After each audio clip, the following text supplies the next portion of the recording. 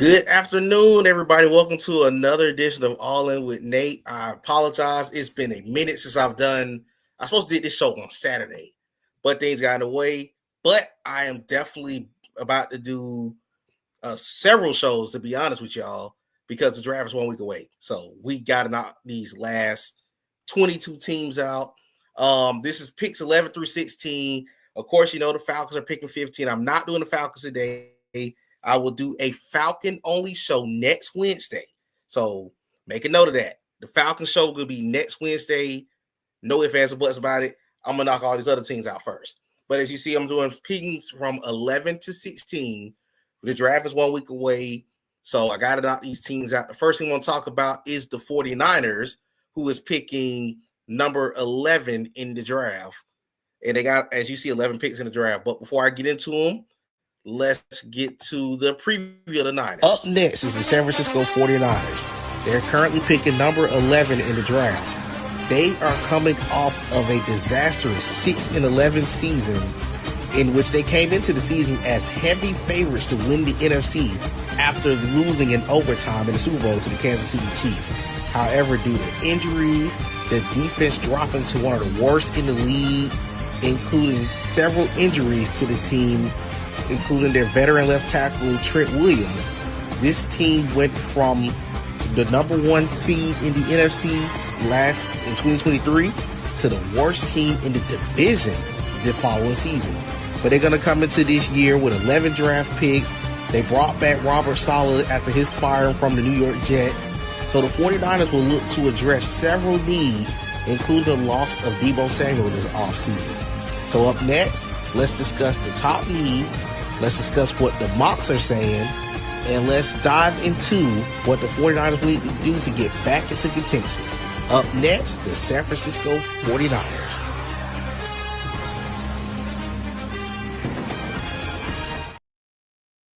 All right, back to the topic about the San Francisco 49ers. Let's be honest, the 49ers are in a very, really rough spot. One thing, if you've followed me for years on this page, I've always said it is harder to go back to a Super Bowl as the loser than it is as the winner. On top of the fact they've played deep into the postseason every year. So eventually those injuries are going to catch up to them. They happen to get those injuries, and now they're in a weird spot. They lost a lot this offseason.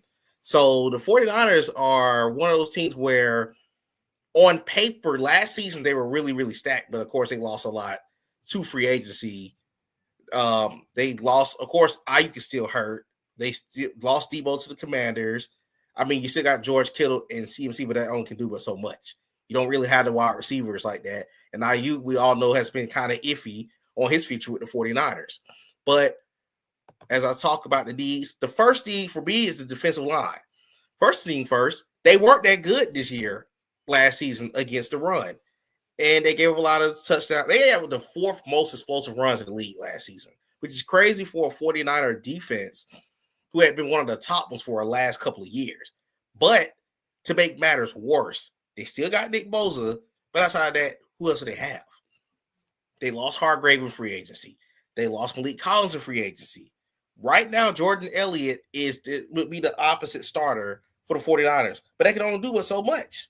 They can only do it so much if you're the 49ers. So this would be the time to upgrade that position in this draft. So it's like the 49ers got to figure something out at 11. Ryan, what's up, man? They got to figure something out at 11, and this is not a good spot for the 49ers to be in. I want to show their depth chart, matter of fact, while I'm here. So let's go to the depth chart of the 49ers. As you can see, this is the offensive side. Let me go to the defensive side of the ball. Right now, their 49ers starting 4-3 defense. Nick Bosa's on one edge. You have Yatur Gross-Matos. I'm sure Panther fans remember that name. But then the defensive tackles are Jordan Elliott and Evan Anderson. That's no type of pressure. That's nothing on that line for that 4-3 defense. What's going on, my boy? When you look at the linebackers, their linebackers are set. You got D Winters. They still got Fred Warner. But look at the secondary as well. You got the 49ers secondary is kind of bad, too, to be honest with you. As you see, they lost a lot this offseason. So they really got to do some work on this team. But of course, that defensive line has to be upgraded. That's the number one thing. And it's going to be guys, really, when you think about the top 10 picks, you're not going to see too many pass rushers jump off the board before 11. So they're going to have their pick of the crop at number 11. Could be Shamar Stewart. It could be Mike Green. It could be Mike Hill. It could be Jalen Walker. So depending on how the pass rushers fall in this draft, they might very well be in a great spot. They also could go corner. You could go get a Will Johnson, who I don't think is going to be gone before 10. So you might fall into a spot where Will Johnson might end up being your pick if you're the 49ers. So once again, that's going to be an intriguing spot to watch out for. What's going on, my boy? But that's the 49ers look on their defensive line, the corner situation. But look at the offensive line. They still have Trent Williams still. But let's be honest, guys. Trent Williams is 37 years old. He's 37 years old. They lost Aaron Breaks in free agency. They lost Jalen Moore in free agency. McKivitz is in his final deal. But when you look at their offensive line, Dominic Pooney might end up being a steal for them at some point. He was a rookie last year. Colton McKivitz possibly could be gone after this season. But look at the rest of the offensive line. You got Ben Bartz, who was like a backup in Jacksonville. And you got Jake Brendel. That's not a good starting group up front for the 49ers, especially when you got an elite running back like a CMC in the backfield. You got to get you somebody that's going to be able to block for CMC. Got to get somebody that's going to be able to protect Brock Purdy, who's about to probably get paid big money this offseason as a quarterback. So that offensive line got to get addressed. And even if Will Campbell and Mimbo from Mizzou is gone at 11, you still got Kelvin Banks. You still got Emory Jones. You still got several guys on that back end later in the draft. This could be a second-round pick or later. They got 11 picks in the draft. So it's something to watch out for the 49ers.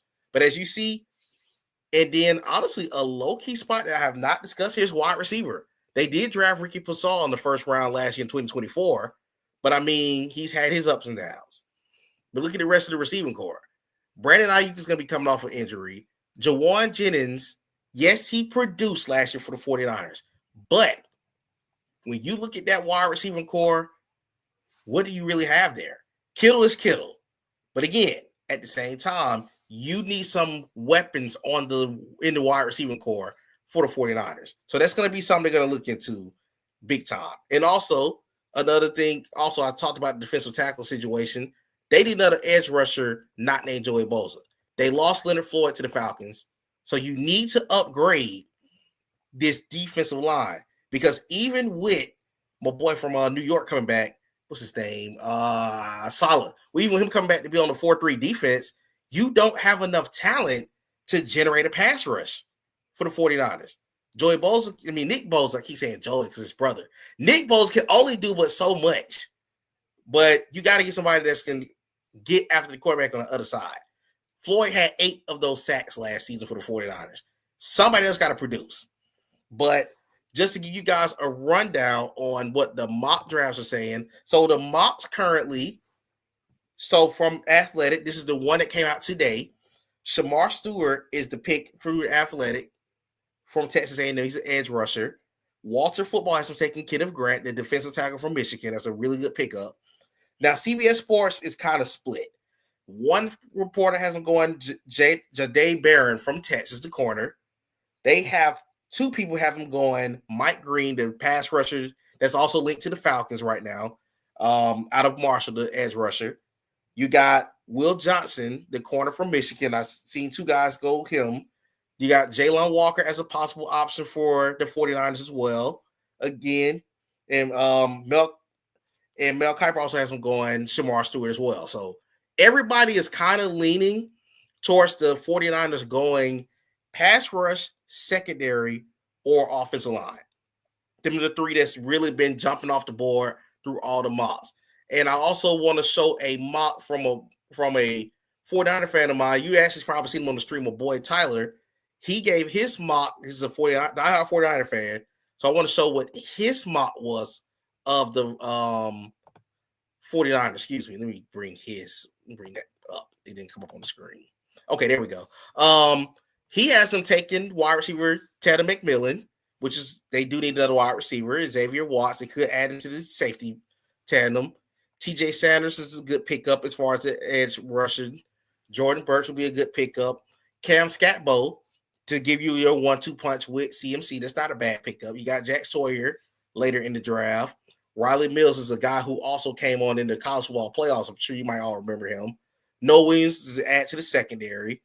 Willie Lampkin would be a good pickup as far as adding a guard because they really do need to upgrade their guard position in San Francisco. And then you got Jamari Harris, the corner out of Iowa, and then Cooper Mays, who's also another good pickup. This was his mock of the 49ers, and that would be actually a good mock. They will address a lot of needs. And with 11 picks, don't be surprised to see the 49ers potentially trade up in this draft. So that could be something to look out for if you're the 49ers at 11. So that's my spiel on the 49ers. Moving on to the team that everybody loves to hate, the Dallas Cowboys. But before I get into them, the first thing first, they have 10 picks in this draft. But before I get into the Cowboys, let's hit the preview. Entering at number 12 is the Dallas Cowboys. The Cowboys entered this draft with 10 picks in 2 weeks.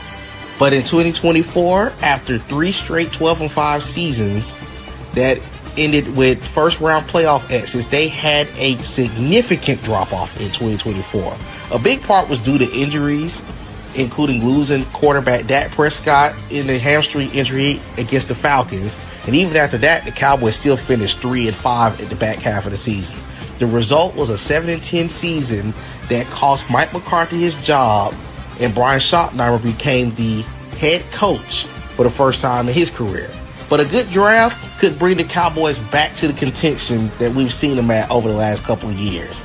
Up next, we will talk about their key needs. We'll talk about what the mocks are projecting and what will be necessary to get the Dallas Cowboys back to the top of the NFC in 2025. Also, we're going to have some featured mock drafts from a couple of Cowboy diehard fans. Up next, the Dallas Cowboys. All right, the Cowboys. Now, the Cowboys are in a very, very weird spot because they lost a lot. They lost several people due to free agency, and they also, Tyron Smith, he left last year, but he retired. Zach Martin retired. So, of course, they're in a very strange spot. And then when you look at the NFC East, you saw the Commanders come out of nowhere and nearly make the Super Bowl. The Eagles are the defending champs. So they got a lot of work to do to get back to running things in the NFC East. And even in the NFC, I mean, you got Dak. Right now, you just got Dak Prescott, who's also coming off of an injury. So we got to see what the Cowboys situation is going to fall like this year. But my top needs for the Cowboys, in no particular order, is defensive tackle, corner, running back, wide receiver. But I'll bring the depth chart up as I talk about the Cowboys. Let me bring their depth chart up so I can show you guys my thoughts on the Cowboys. So, running back was the first need I had for them. They lost Rico Dowdle to the Carolina Panthers in free agency. Look at the running back room right now in Dallas. It is Javonte Williams, Miles Sanders, Deuce Vaughn, and Malik Davis. None of those guys are particular starters, and 2 of them not even going to be on the team past 2025. The Cowboys are in a position. This draft got a plethora of running backs. You got both running backs from Ohio State. You got Ollie Gordon. You got Trevor Etienne, to name a few. It's a stacked group of running backs in this draft. So they should absolutely address getting a running back. It don't have to be day one, of course, because I'm sure Genty's going to be gone at this point. But you got to get you a running back, a game changer to help that offense. You got to help Dak Prescott out. Because, yes, Rico Dowdle was pretty good. However, he wasn't a Tony Pollard. He wasn't a Zeke. You got to get you the Cowboys. One thing about the Cowboys, when the Cowboys have been really good, they've had a good running game. So they got to get back to that. That's number one thing for me for the Cowboys. The second thing is wide receiver. Look at the wide receiver room right now in Dallas. They have, let's be clear, CeeDee Lamb is one of the best wide receivers in the league. Let's make no mistake about that. But when you look at the rest of this wide receiver core, their starting wide receivers are Jalen Tolbert, Jonathan Mingo, and then look at the back. You got Jalen Brooks. You got Florinee.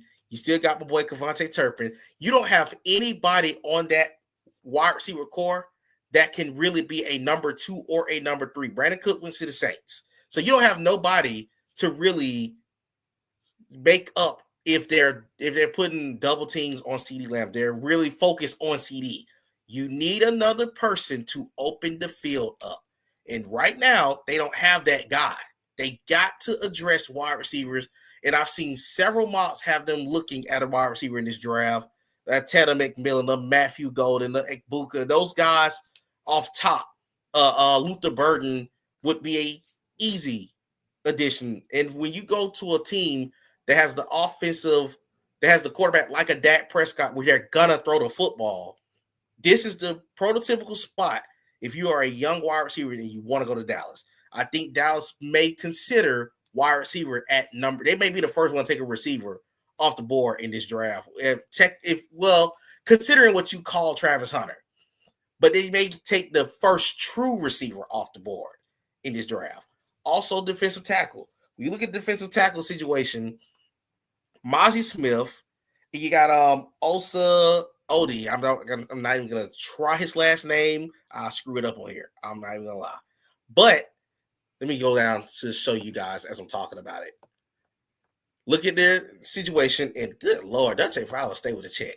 But Najee Smith and Oza, those are their defensive tackles. They're not scaring nobody at defensive tackle. And in this draft, they got your Kenneth Grant, they got your JT Tuialu, they got your what's this dude from Kentucky, Deion Walker. You got several solid.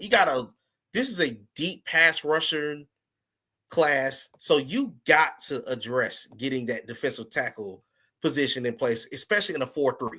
You got, I'll be honest. No, I don't know. Dante Fowler Jr. is not the greatest number 2 option, but when you have Michael Parsons on the other side of the field, he can be worked. It's good enough for the Cowboys, to be honest. So you got to get you another guy to really cause some havoc up the middle, because you lost to Marcus Lawrence to the Seahawks. So, you got to really, really consider upgrading this defensive tackle position if you're the Cowboys. And last but not least is the corner position. You got Trayvon Diggs is coming off of surgery. You still have DaRon Bland, but outside of those two, look at the rest of your secondary. You brought in Kaiir Elam, who was a former first-round pick for the Bills. But after that, you got Kalen Carson, really not proven. CJ Godwin, not a starter, really. You got Andrew Booth backing up. You got Josh Butler. You got Troy Pride Jr. None of those guys jump off as a starter. And as you're trying to get back into speed with Trayvon Diggs, you need a corner that can be there to really make up as he recovers. So that's something to watch out for the Cowboys. But what did the mock say about the Dallas Cowboys? So just to give you guys a take of what the mocks are saying, the Athletic said that the Cowboys will take Matthew Golden at 12. Walter Football has them taking Tedder McMillan. You got Mel Kiper has them taking Matthew Golden. You have 4 of the 7 CBS Sports pundits have them taking Matthew Golden. You got Ryan Wilson has them taking Tyler Booker, the guard from Alabama, to replace the loss of Zach Martin. You got Christian Pazzo has been taking Shavon Revell, the corner out of East Carolina, who we all know is a really solid corner. He could really be that plug-in corner 3 in Dallas. That'd be a really good secondary at that position. And then last but not least, Garrett Padell got him going. Tedder McMillan also at number 12. So the Cowboys, those are the picks that the Cowboys have. And I want to bring up the 2 mocks I have. Shout out to my boys, Buddy Buckets and Tyreek Johnson. You've probably seen their names on here before, but these 2 guys did mock drafts of the Cowboys, and they gave their take on the Cowboys. Now, the first mock, as you see, he actually traded back in this mock. You got Matthew Golden at 18. He actually traded back. And you got Makuba in the second round. That would be a good pick. They really don't have good safeties right now in Dallas. They got them taking Josh Conley Jr., the tackle from Oregon, that'll also help out. Alfred Collins will be a great pickup on that defense. Brashad Smith will be a good running back selection. I forgot all about his name. Jabbar Muhammad, the corner out of Oregon, that's a good pickup as well. Barron Sorrell. You also got them double up at running back at Jadon Blue. You got LeJontay Webster, and you got the Simpkins the third, the center out of South Carolina. That's actually a good mock as well. That will address several needs on the Dallas team that's really in a spot of we're getting past the veteran. They've had a lot of veterans leave within the last 2 seasons, so they're looking to move forward in their in the rebuild. Tevin, what's going on, Tevin, at that draft board? Yeah, he did a really good job with that draft. I love that board. And the second one that's coming up, this one has Matthew Golden, of course, still going at number 12 without a trade up. You got Andrew Makuba in the second round. You got Alfred Collins in this third.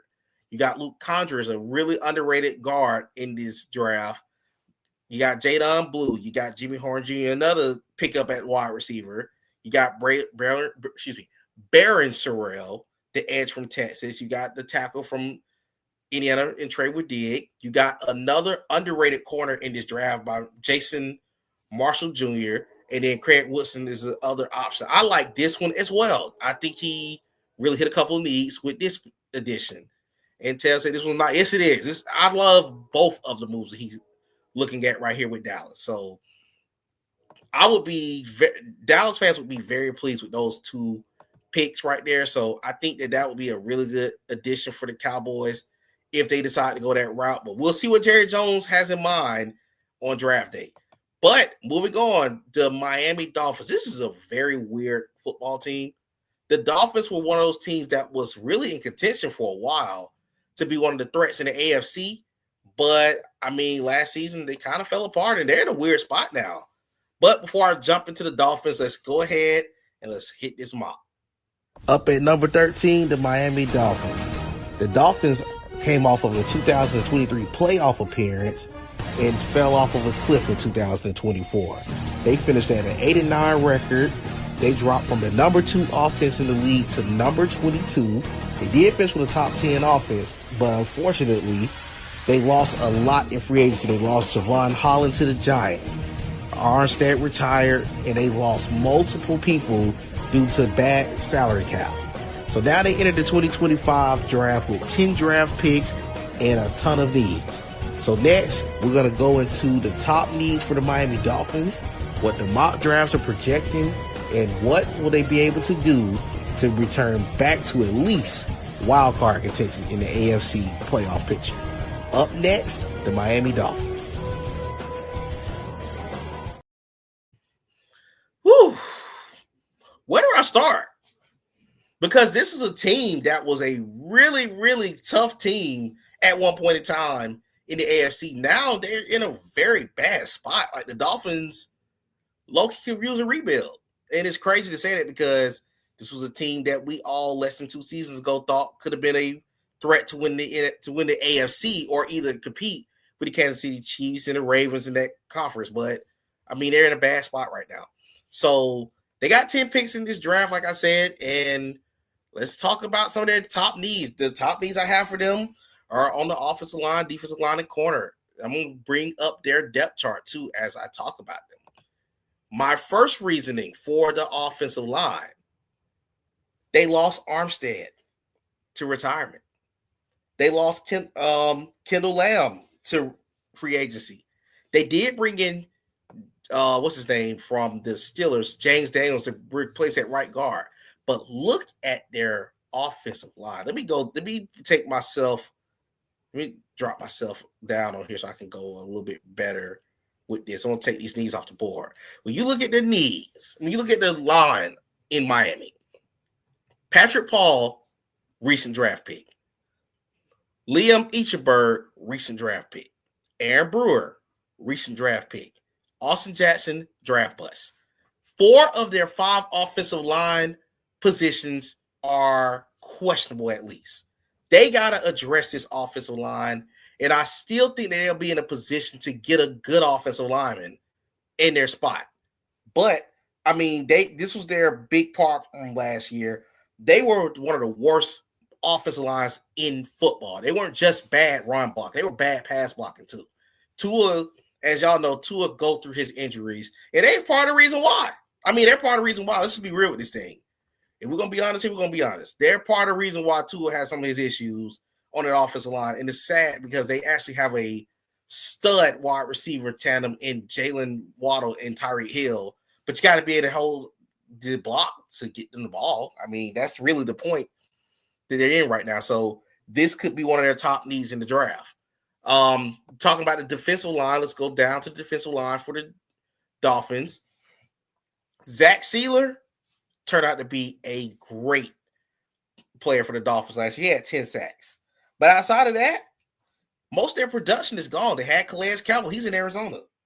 Deshaun Hand's gone. They at least can use another starter up front in this 3-4 defense. Their 3-4 defense right now, their starting nickel tackle is, let me go back. It keeps moving, so my apologies on that. Benito Jones is their starting nickel tackle. Neil Farrell's backing him up. Matt Dickerson is the left side defensive end. That's not impressive for the Dolphins. They don't really have a pass rush at this point. Then when you look at the rest of the situation, they're in the 3-4 defense, so their linebackers are technically considered their pass rushers. Bradley Chubb was hurt last season. Jalen Phillips was hurt last season. He's coming off of an injury. Chop Robinson, you drafted him, but I mean, you haven't really seen there's unknowns on this team right now. Quentin Bell's a rotational guy. Muhammad Kamar's a rotational guy. You don't really have a lot of talent on that in the edge rushing department. So they really need to upgrade on that line. So they got to address it. But that's a big need for the Dolphins going into this draft. And with a deep stack pass rushing class, this could be a time for them to strike on one of those big guys. Also, as I mentioned, the corners room.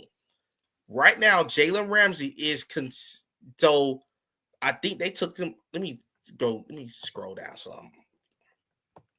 So they got Jalen Ramsey still listed on the team right now, although he is in trade talks.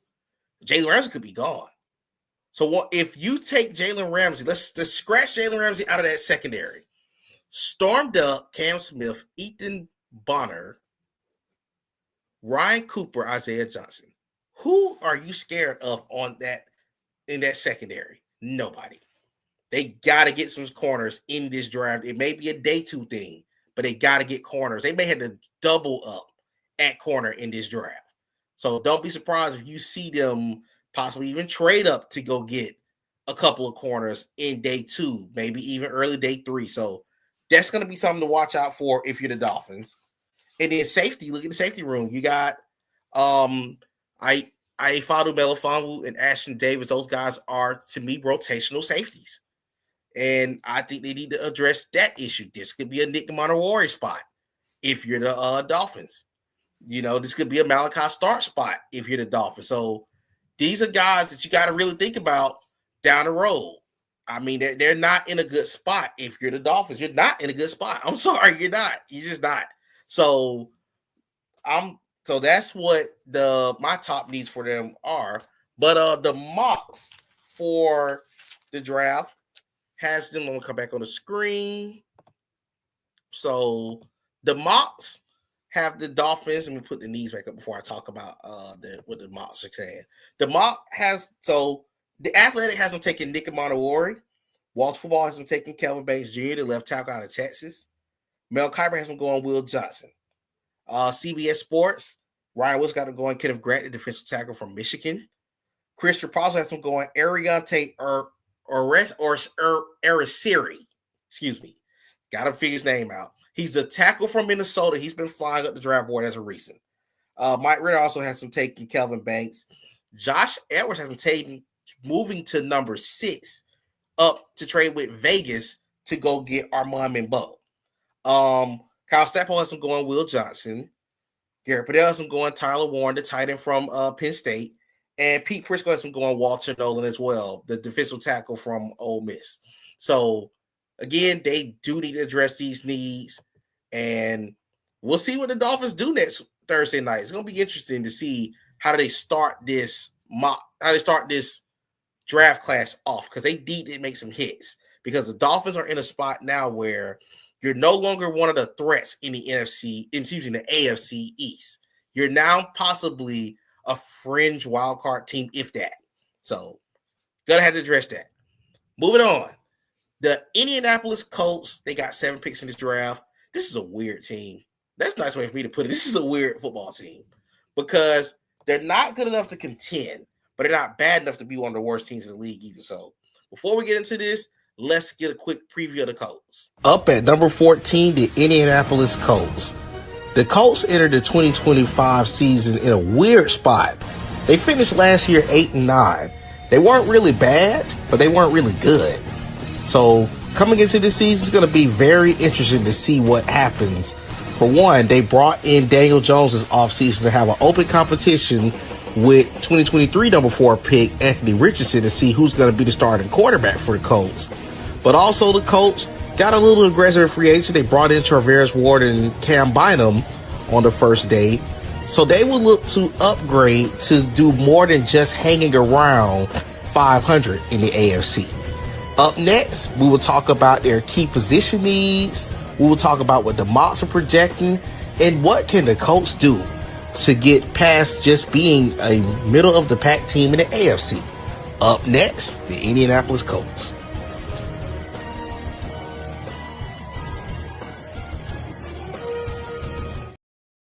All right, as I said, the Colts are coming into the season. They're 8-9. The Colts don't have an awful roster, but they're not that good either. Like it's a strange spot to be in if you're the Colts. And the Colts could use some key needs. I still think that they have a quarterback issue that may eventually can get addressed, if not this draft, next season, just depending on what happens with Anthony Richardson and the Daniel Jones situation. They're going to be battling out 2 buses, going to be battling out to see can they redeem themselves in Indy. So we'll see what happens. But top needs I got for the Colts: tight end, right guard, linebacker, offensive line, pass rush. But let me pull up their pull up their depth chart before I get into them. Okay, so we're going to start off on their offensive side of the ball. As I mentioned, tight end position. Every young quarterback best friend in the NFL is a tight end. No ifs, ands, or buts about it. They need to address the tight end spot, and they're going to have their pick of the crop at 14. You could either get Colston Love, you could get Mason Taylor, you could get Tyler Warren if he's not gone. So they could definitely upgrade and get an elite tight end in this draft, which would be big as far as adding to the weaponry in Indy, because you got a great running back in Jonathan Taylor. Alec Pierce is not a bad wide receiver. Neither is Michael Pittman. Their receivers, I think, would be better with a better quarterback. I don't think that their receiving group is bad. I think they just haven't had the chance to truly break out because their quarterback situation is so questionable. So they really need to upgrade that position this year. My next need for them is right guard. For one, they need a healthy offensive line. They actually had the worst situation as far as the offensive line last year. They sent out 200 different combinations in 2024 because they did not have 5 starters all season. Quentin Nelson is the only person on that Colts offensive line that actually played all season. Everybody else missed some time. Their second best lineman, Braden Smith, he missed time. So, they're in a weird spot. The Colts really could upgrade their right guard position. But when you look at the offensive line, they could upgrade center too. I don't really like their center of Matt Goncalves, but I know he's young. That's right guard. Look like it's Tanner Bornatelli. I've heard of his name. I don't think he's your set future guy, if that makes sense. They did upgrade. So they're young on the offensive line. So they're not really bad. But if I was to upgrade a spot on the line, it would probably be right guard or center. Because Brady's not a bad right tackle, but they don't know what they got because the guys were hurt all season. So they're in a weird spot. A very weird spot. Linebacker, I'm going to go to the defensive side of the ball. Give me a second. So you're on the depth chart. So at linebacker, they got Zaire Franklin, Jalen Carles. This is a 4-3 defense. They need to upgrade this linebacker core in the worst way possible. This is the draft for the Colts to really upgrade this spot. They could go Jihad Campbell at 14. This could be a spot for Barrett Carter, for Small Money, for Chris Paul Jr., just to name off a few linebackers. Cody Simon as another linebacker you can look at possibly going in this spot. What's his name? Barton could be going in this spot as well from Utah. So you got to get you some linebackers in this draft if you're the Colts. And they don't have a lot of picks to do it with. So this could be more of a day 2, late day 2, early day 3 thing to do. But they need to get some linebackers in this draft because linebackers are going to fall off the board real early. There's going to be a pass rush run. Then linebackers are going to probably just be sitting there waiting to go. So that could be a key thing. Also, pass rush. Now, they got DeForest Buckner and Grover Stewart. They're really good at defensive tackle, but these guys are getting older. So you could very well look into upgrading at defensive tackle. They'll both be in free agency next year. I don't know what the Colts are going to do in that spot. They may bring both of them back. But even if they don't bring both of them back, this is the draft to go get you a defensive tackle. And as you see, the right ends is Kwity Paye and Jalen Carles. Kwity Paye has been pretty solid for the Colts. He had 8 sacks last year. But you also brought in Latu last year in the draft. I don't know. He's still a kind of unproven. He could break out this year. Who knows? But with a draft stack of pass rush, this is my time to try to double up. Because even if Latu does have a breakout sophomore season, I'm trying to upgrade this spot to where I have a solid defensive line heading into 2025. Now I'm in a division with the Colts. The Texans.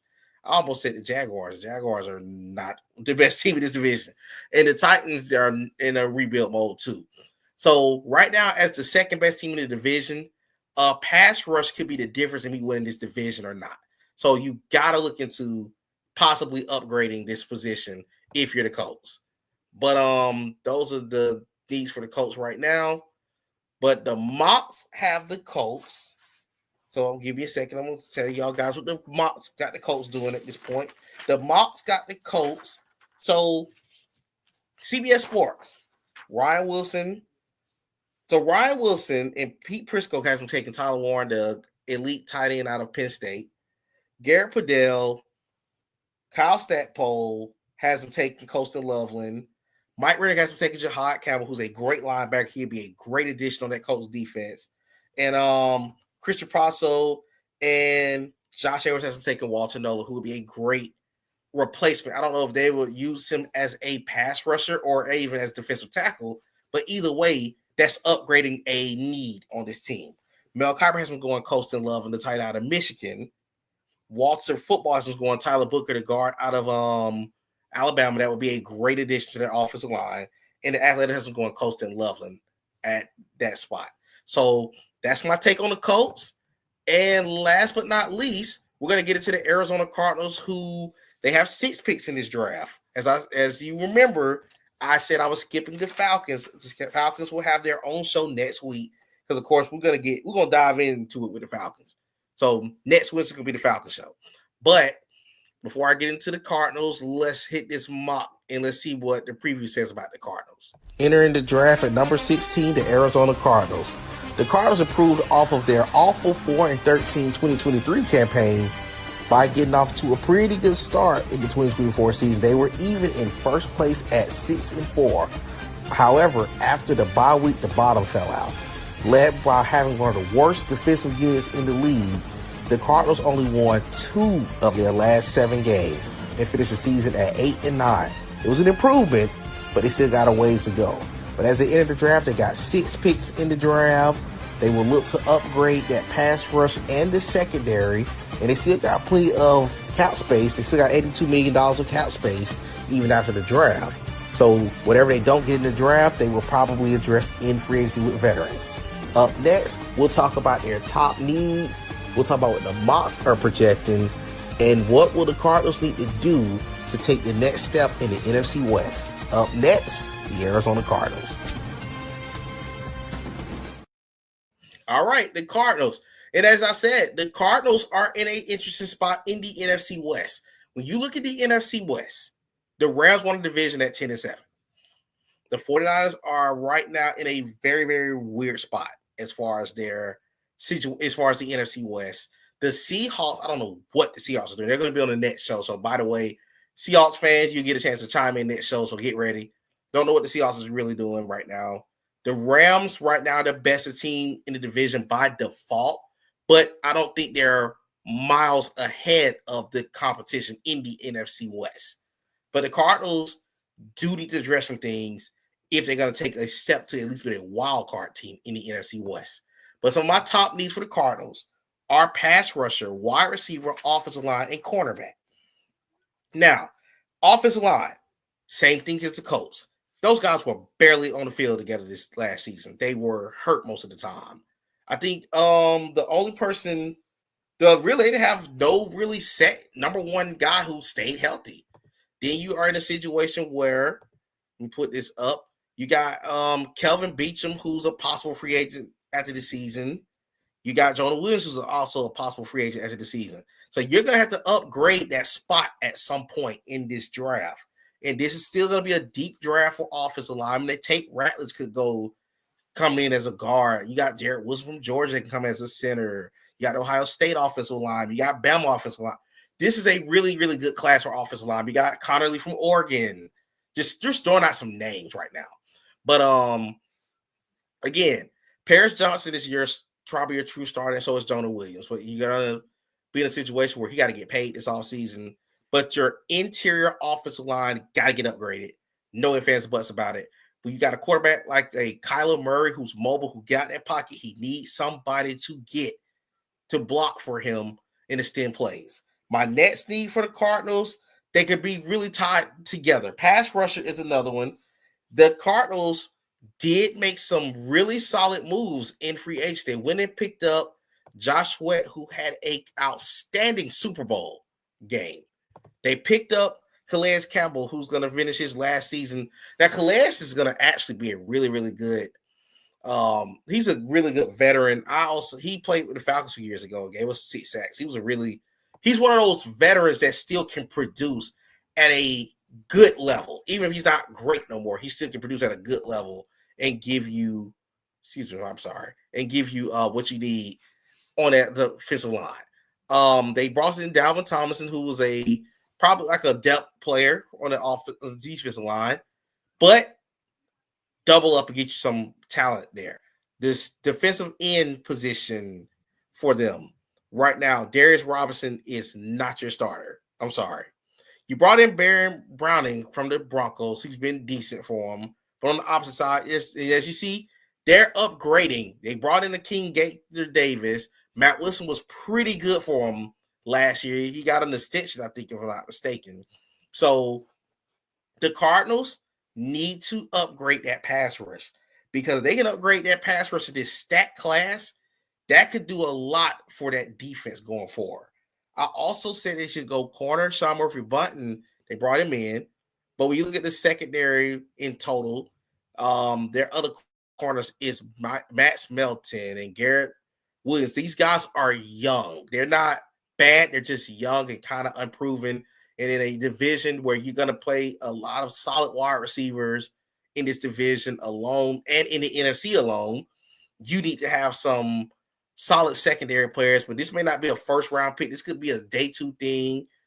Denzel Burke, Benjamin Morrison, those type of guys could be a Cardinal in day 2. So you really need to look into possibly upgrading that spot. But the next thing is wide receiver. We'll go back up on the depth chart. As far as a wide receivers, Marvin Harrison Jr. had a solid rookie year. He didn't blaze blaze it statistically, but he was a solid wide receiver for the Arizona Cardinals. But outside of him, look at the other wide receivers. Michael Wilson, Zay Jones, Fayoko, the big wide receiver from the Chargers. There's no talent at wide receiver on this team. None. So they got to get better. They got to get better weapons for Kyler Murray. If this team is going to win this division or even be competitive in the NFC playoff picture, they got to get some wide receivers. You got a really good tight end in Troy McBride, who really broke out over the last 2 years. But they need some legitimate wide receivers to compete in this division. No ifs, ands, or buts about it for the Cardinals. They got to upgrade that if they plan on doing anything in this division. They may not be their first pick, but you could go get Nick Buka later in this draft. Go get a Monterey Ball. Go get somebody. Get some receivers. That's really the name of the game, Cardinals. You need some receivers for Kyler Murray, and there's no ifs, ands, or buts about that. So, again, that's the depth chart for the Cardinals. But just to tell y'all what the mocks are saying about the Cardinals, the Athletic has them going Michael Williams, the pass rusher from Georgia. Walter Football has them taking Derek Harmon, the defensive tackle from Oregon, who's also been flying up draft boards as of recent. Mel Kiper has them going Jahdae Barron, the corner out of Texas. That also be a really good upgrade for the Cardinals on defense. You got CBS Sports got the Cardinals taking Armand Membo, the tackle out of Mizzou. Garrett Padell got some going Mike Green from Marshall. Kyle Stackpole has some going Jalen Walker, presuming that he drops in the draft. Josh Edwards has him taking Jahdae Barron as well from Texas. Mike Renner has also taken Derek Harmon. They also are all kind of leaning to the to the line. Chris Trapalso has him taking Josh Simmons, the guard from Ohio State. And last but not least, Ryan Wilson has him taking Matthew Golden, the wide receiver from Texas. So, kind of just around the needs that we say that they're going to be looking into.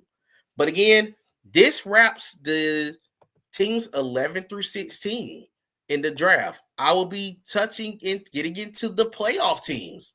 We got a few non-playoff teams or teams that was like on the fringe of missing it barely. But we're going to be hitting picks 17 to 21 in the next show. It should be Saturday. I'm not sure what time that show will be on Saturday. I will make sure to make the announcement at least before the day is out, though. But again, Saturday's going to be the team 17 to 21. Monday, we're going to get into all the remaining playoff teams, including the Super Bowl teams from last season. So this going to be a lengthy show, but get ready for it. It's going to be a good show. And then again, just give y'all my rundown with the schedule. Next Wednesday's the Falcons show, and next Thursday we are on live through the whole first round. So you'll see a lot of All In with Nate covering the draft. So be ready to tune in, get your comments. I'm going to have, if you want to chime in, you want to share about your team, you want to make a mock draft when I talk about your team coming up, feel free to do so. I will gladly accept it. But with that being said, this has been an edition of All In with Nate, the mock draft between 11 through 16. We're going to get into 17 through 21 on Saturday.